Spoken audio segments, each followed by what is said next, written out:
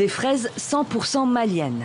Difficile de croire que ce fruit rouge particulièrement fragile peut être cultivé ici à Katibougou, à 40 km de Bamako. Et pourtant, dans cette serre, les fraisiers se portent bien, tout comme les plantations de tomates.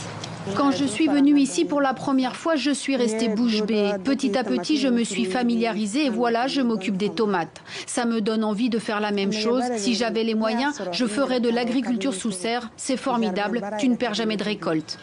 Des cultures bien à l'abri des intempéries et des insectes, irriguées par un système entièrement automatisé, importé par Amadou Sidibé.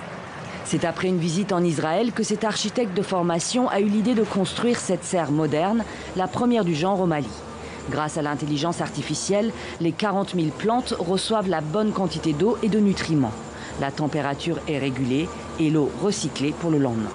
Ce petit ordinateur, ce bijou de technologie, se charge de l'irrigation de toute la ferme. Les rendements sont au maxi, quoi.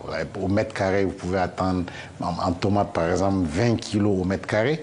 Quand en agriculture qu'on fait à l'extérieur, vous avez à peine 2 à 3 kg, vous pouvez atteindre 20 kg. Et le record va jusqu'à 75 kg au mètre carré au Québec. On va y arriver un jour en Afrique aussi. L'Afrique, le continent le plus touché par le réchauffement climatique. Au Mali, où les cultivateurs ont de petites exploitations extrêmement vulnérables face au climat, la culture sous serre et surtout l'irrigation goutte à goutte seront vitales selon Sidibé. Du temps de nos grands-pères, il pleuvait, les cycles étaient réguliers.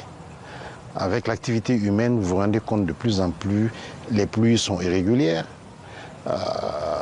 les sécheresses de plus en plus fréquentes. Et on ne gère plus l'eau. Et si on ne gère plus l'eau, on ne gère plus l'agriculture. À sa création, il y a 9 ans, la serre couvrait 300 mètres carrés. Aujourd'hui, elle s'étend sur 1 hectare et l'entreprise crée de l'emploi. De 8 salariés, elle est passée à une trentaine d'employés, pour la plupart des femmes. Amadou Sidibé prévoit désormais de s'agrandir sur 10 hectares.